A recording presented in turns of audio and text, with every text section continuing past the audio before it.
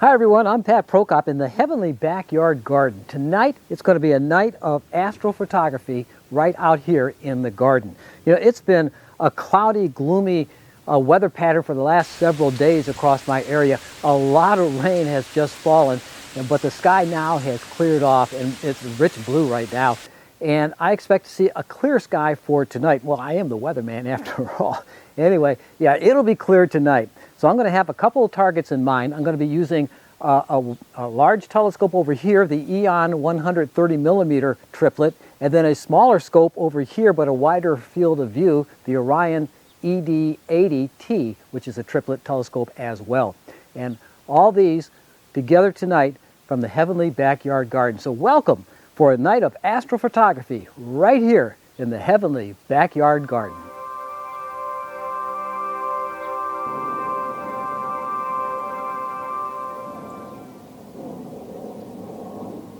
The target I'm going to be using on this scope here, first of all, I'm going to take my final image of the Comet 2022 E3 ZTF. It is quickly fading away as it moves away from the Earth. Then I'm going to turn the telescope around and go further to the south and look at perhaps the nebula called Thor's Helmet. It's a very colorful nebula. The camera that I'll be using on this rig is the ZWO ASI 071 one-shot color camera. So I should be able to get a nice wide field of view. I'm not going to be using any filter on this one tonight other than the UV IR cut filter. And that once I get this telescope up and running, I'm going to the other rig on the other side of the garden. Now this is the other rig that I'll be using for tonight. It is the Orion ED80. It's a triplet as well. It's the little sister to the big Ion over there. And it's a fantastic scope. It has a much shorter focal length of 480 millimeters, but I'm using the focal reducer, 0.8x reducer, so that should bring the focal length down to about 400 millimeters, or about an F ratio of somewhere around 4.5, 4.6, thereabouts.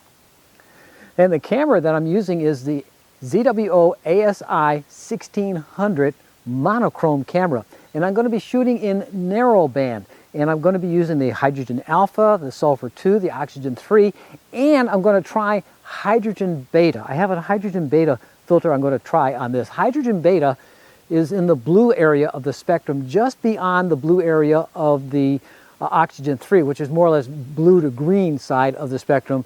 The hydrogen beta is more of the blue side of the spectrum. You know, the target that I'm going to be shooting at tonight is the Rosette nebula. It's mostly red, so it's going to be a lot of hydrogen alpha in there, and some sulfur 2 as well, because those are on the red end of the spectrum. But when I look at pictures of the Rosette nebula, I also see a lot of blues in there, particularly in the core.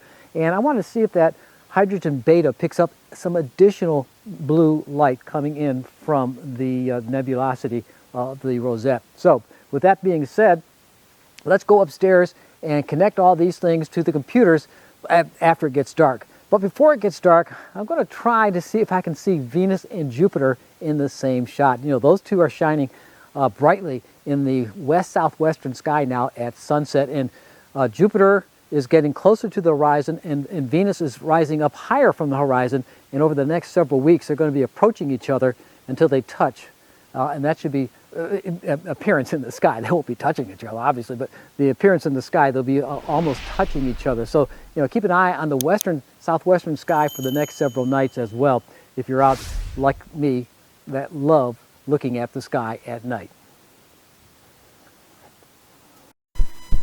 All right, here I am in Nina right now, and let's go into orbitals. And I selected the comet right here. First thing I did was I went into comets and I did an update on that, and everything is updated, so that's good news there. And then I went into the planetary area and I went to comets, selected comets, and then I selected Comet 2022 E3 ZTF, and then load that in. And then I went to frame. And the framing is right over here. It's setting it up right now, and it's just about done right there. There you can see it already moved a little bit. The comet's going to be right in that center there. So let's go into slew and center. There, it found it right there, even though it's jumping a little bit. So let's take several pictures of these. I already did an autofocus, so I'm in autofocus right now. That's just a 3-second. I'm going to go with a 30-second image.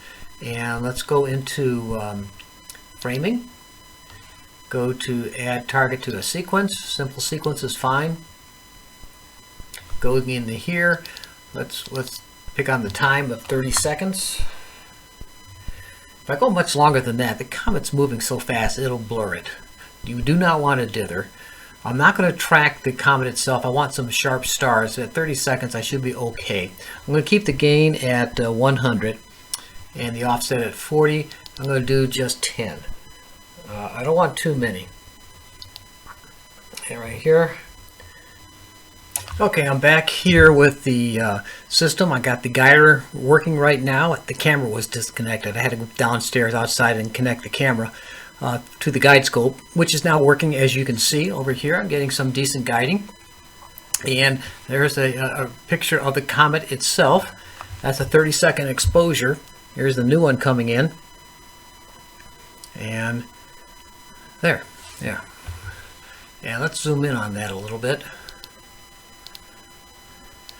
You can still see the comet quite well. It's still very green. And I'm tracking on the stars, not the comet itself, but I'm only taking 30-second exposure. So the core of the comet is still just a little bit blurred out. I want to keep the stars clear though. So I'm not doing a major image on this. I'm just wanting to get the comet for tonight. And go along with the animation I built the last couple of nights ago. So actually about a week ago, before the rains and clouds came in. All right, let's bring it back out. And there's the full picture right there. It's doing pretty good. So there's the comet for tonight. As soon as this is done, I'll swing it over to the Thor's helmet. Well, you can see this streaking all the way down to here. That's nice. It's still got a pretty good tail on it. There's a new picture right there every 30 seconds. All right.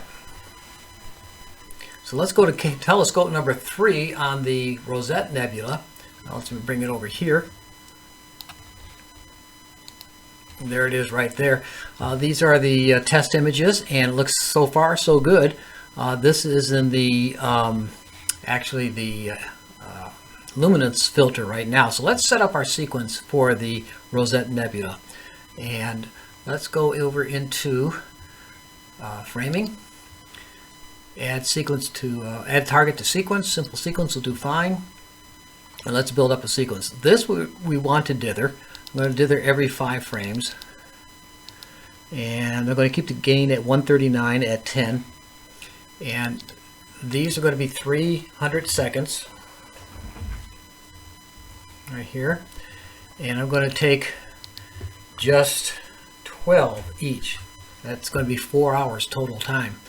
We want to do center target. Well, we're already centered, so we can turn that off.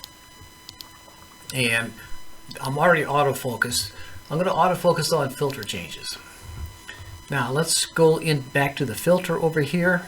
First filter is going to be the I'm going to try the H beta first, get this out of the way, because it might be affected by the moonlight coming up later tonight. So we'll do that first. Then once you get the first one set, then you can just go add and just change the filter. We'll do the next one, H alpha, right here, and with the same parameters and everything. And then we'll go to the, whoops, that's light. Over here we'll go to the O3, and then after that the moon's going to rise, and I'll do the S2 over here. S2. Alright, so as soon as the camera gets down to temperature, we're ready to rock and roll. We're just about at zenith right now, or its maximum elevation. And there you can see the comet right there. And again, all I have is a UV IR cut filter on this camera for tonight. Hence, I'm getting a little bit of a halo on this star over here. It just passed Mars the other night, and it's out of view now. But you know, unfortunate for me, when it was passing Mars, the sky was totally cloudy. As a matter of fact, the rains were coming down extremely hard during that time period, which makes sense for me. You know, great astronomical events. Yeah, here come the clouds. All right, let's go back to telescope number 3, and on the Rosette Nebula, we're just about ready to come into the first H beta. That's that blue light filter. And this is the H beta right here that I get. This is the Optolong H beta 1 1/4 inch filter, as you can see right here. So let's take a look at the picture. There it is. That's not bad. There's H beta. Now I noticed with this filter I do get some halos on some of the brighter stars. Yeah, that star right there. Let's zoom in on that. Yeah, that's a pretty bad halo right there. That's not going to hack it. Oh, there's the first image. That's with just the UV IR cut filter. I'll tell you what, I'm going to take about an hour's worth of just the UV IR cut, and then I'll switch filters to the Optolong L Enhance. So I want to get more of these colors in the nebulosity. This thing is loaded with colors. Okay, let's bring it back out. A lot of stars in the background as well. Well, what I did, I just changed the filter. I took out the UV IR and put in the Optolong L Enhance filter there. That's like a 6 nanometer versus the L Extreme, which is like a 3 nanometer spread on the filters. All right, we're coming into the first image on the L Enhance filter from Optolong versus the UV IR cut, which you're seeing right here. And let's see what the difference looks like. There it is. Whoa, whoa, whoa.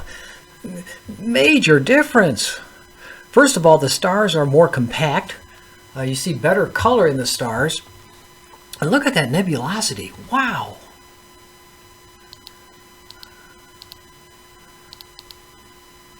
You know, you got all this green, and then you got the reds in there. Look at that red star right there. Yeah, wow, that looks really great. So this is the L Enhanced filter. I'm going to let this run for the rest of the evening hours, then I'll put all this together, and I'll see you tomorrow. All right, first of all, let's take a look at the comet. And this is a picture where I centered the comet with the stars. The stars were centered here, and the comet was moving. You can see the definite motion of the comet was in this line right here. So that's no good, but it's a start because I want to use these stars here. So let's go back out of that, and let's go into the next picture where I stacked the comet centered with the stars in motion, and you come up with something like this. This is a 18 minutes, 36 of the 30-second exposures, and there you have it. Now, the way I got rid of these star trails is I went into Photoshop. And there's a nice little thing in Photoshop called Spot Healer right here, and Spot Healing Tool. And you just open that up, and it's open. And what you can do is just go over the trail itself, center it, and just click on that. And well, that one didn't. There it goes. And it does that, moves away. And it's slow right now because I'm using the graphics card for the recording of this video. So the computer is trying to do two things at once, and it doesn't like it. Heavy load on it right now. But anyway, that's how it's done. And the final process cleans up this comet very well, as you can see.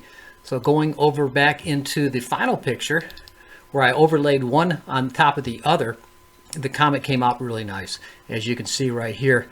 Yeah, you can see the comet right there, and the tail extending to the. You can still see some of the trails of the stars in there. It's hard to get a really good comet picture, but anyway, that's what I have right there. So that's the comet. All right, and next, let's go with the. I tell you what, let's go with the Rosette Nebula. This is the H alpha channel. This is the sulfur 3 channel. This is the oxygen 3, or that sulfur 2 channel. And this is the oxygen 3 channel. And this is that H beta. And it really didn't work that well. You can see these huge halos on these stars. So yeah, this H beta filter just didn't cut the mustard at all. But anyway, the raw image, when I put an SHO together, strictly you know, the sulfur 2, the hydrogen alpha, and the oxygen 3, you get a green image like this. So I take that and I remove most of the green, and I come up with this right here, which is a fairly nice SHO image of the Rosette Nebula. And the next thing I did was what I used here was Blur Exterminator, and it smoothed it out a little bit and took out the size of the stars, reduced it or shrunk down the size of the stars, and that's really nice. And then I put it through Photoshop and came up with this. I have a tendency to go overboard with colors in Photoshop, but anyway, this is the final product right here, SHO. But when you do narrowband, you have these other options to play with, and one of them is the HOO. You can use the hydrogen alpha as the red, and then the oxygen 3 as the green and the blue, and merge them together, and you get something like this. And that's you know, I think to me is more true to true life colors. When you look at the Rosette Nebula through a eyepiece or a true color one-shot color camera, you get this red color. Now, I took out the stars with Star Exterminator, and then I modified this in Photoshop, and then put the stars back in, and this was the final object there. This is the HOO. So there you have it there. All right, let's go out of there, and let's go into the, well, there's a lot of images here. All right, let's go into Thor's helmet. There's the UV IR cut filter version of Thor's helmet right there, and you can see a boatload of stars in this picture here. And the Thor's helmet, it's in there somewhere. There it is right there. It's hard to really pick it out without basically any filter. This was just a luminance filter, the UV IR cut. Then I went in and got the L-enhanced filter. I put that in, as I mentioned. Look at the difference. Major difference between the no filter and the L-enhanced. But then after about 45 minutes of that, I changed the filter again, and I put it on the L-ultimate filter. And look at the difference. That's the L-ultimate filter there. And wow, big difference there. And then going through Photoshop and taking out the stars with Star Exterminator, massaging this, and then going into Photoshop, I come up with this.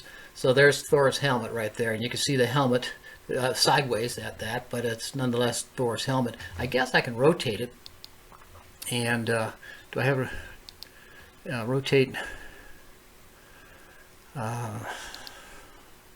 See right here. Yeah, it looks more like a helmet there, doesn't it? Yeah, that's Thor's helmet. So anyway, that's what I got out of that. So interesting. Well, thanks for watching. You know, before I went inside with the computers, I did get a glimpse of Venus and Jupiter, but you're going to really have to look hard. There it is right there. However, let me zoom in on this and circle where the planets are. Venus goes behind these trees before it gets dark enough to get a really good view of the two. But over the next few nights, actually the next couple of weeks, you're going to see the two approaching each other as Venus climbs higher in the sky and Jupiter comes lower in the sky. So keep that in mind as well. That's on the west-southwestern sky, at least in the northern hemisphere. And the comet here is being now visible in the southern hemisphere. So all my viewers in the southern hemisphere, go ahead and get your cameras ready if the skies ever clear out, particularly in New Zealand. They've been getting boatloads of rain out there too. So yeah, anyway, it's clearing up hopefully soon for the comet viewing, but it is moving away from Earth. Anyway, you know, if you feel so inclined to like this channel, hit the like button, because that helps with that YouTube algorithm to help spread the information to people who are not subscribers to the channel. Speaking of subscribers, If you haven't subscribed, please subscribe so you'll be notified when I have new videos coming up. And if you feel inclined to help support my channel, you can buy me a cup of coffee. I got my James Webb coffee cup right here, and I love my coffee. You can see the link right there, and you can get to the link itself below in the description area. So yeah, go ahead and buy me a cup of coffee if you want. You don't have to. And you can join my channel as well. But, you know, it's amazing what you can see out there. And, you know, I had I was fortunate to have 2 rigs going at the same time. It gets a little who has hair, it gets a little mind-boggling at that, trying to control 2 scopes or 2 rigs at the same time. And one night I even tried 3, and that was a disaster. Anyway, 1 is enough, but 2 is just, you know, pushing it. Anyway, I was able to pull it off, and I had some images from both systems during the night. Now the sky has clouded up once again, so I'm glad I got those images out. But the moon is moving in toward the new phase now, so we're getting some, the next 2 weeks we're going to have some good nighttime viewing of the heavens if the sky is clear of clouds across your area. But remember, speaking of the heavens, they're filled with majestic wonders, and all in a sky near you. So unless you need rain, and we just had 3.5 inches here, unless you need rain, clear skies, everyone. You like my begonia?